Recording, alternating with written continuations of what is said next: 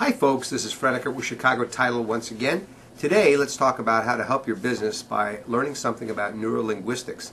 You know, one of the things that causes men and women to get along differently is the fact that women, and remember these important points, usually like to talk face to face, while men do the exact opposite. They'd rather talk side to side or be at angles. They don't really feel comfortable with face to face. In fact, if you think about it, when you hear about men getting in a fight, sometimes you'll hear, "Get out of my face," correct? So remember that important part that women like to be face-to-face and men like to be side-to-side. So women, if you're approaching a man for business, you might be better off standing a little bit at an angle than rather approaching him directly, because sometimes when you hear about a woman being too aggressive or too assertive or too forceful, or "I didn't like her, she's too pushy," sometimes it comes just from the fact that you might be face-to-face with them.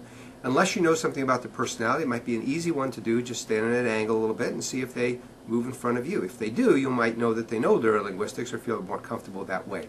Okay, let's talk about a couple other things that would be very useful for you.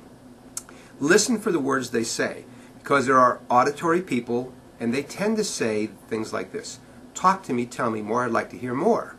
And those are 25% of the population, roughly.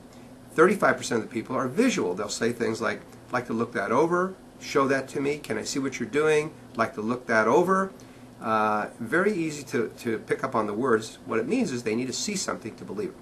Then you have another 40% that makes up the 100%, and they are called kinesthetics. And kinesthetics largely have to see something, they have to hear about it, they literally have to go up and maybe touch it and feel it in order to feel good about it. And they'll say things like this: "Hope this works for me, I hope this makes sense, I hope this turns out good for my family." Those are the kinds of things that you want to listen for. Now, when you combine all those things, here's what I suggest. Business settings, women, if you're dealing with a couple, sit opposite the woman, not opposite the man. Men, similar, sit opposite the woman, not the man. In fact, one of the complaints I hear a lot from women when they go to like car dealers is, or sometimes insurance people, is that those salespeople just look at the husbands and don't respond to them. I hope you'll find this useful. Again, it's called neurolinguistics. I've combined it with a few other things, but essentially it's a way for you to make a tighter, stronger connection. If you're talking on the phone with a woman in particular, you might try something like this. You say, "Listen, if you could you picture me sitting directly across from you working on this document together?"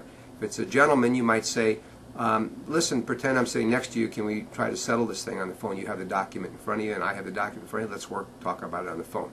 Hope this all makes sense to you. If you have questions, please don't hesitate to call me at 619-507-5688. Thank you.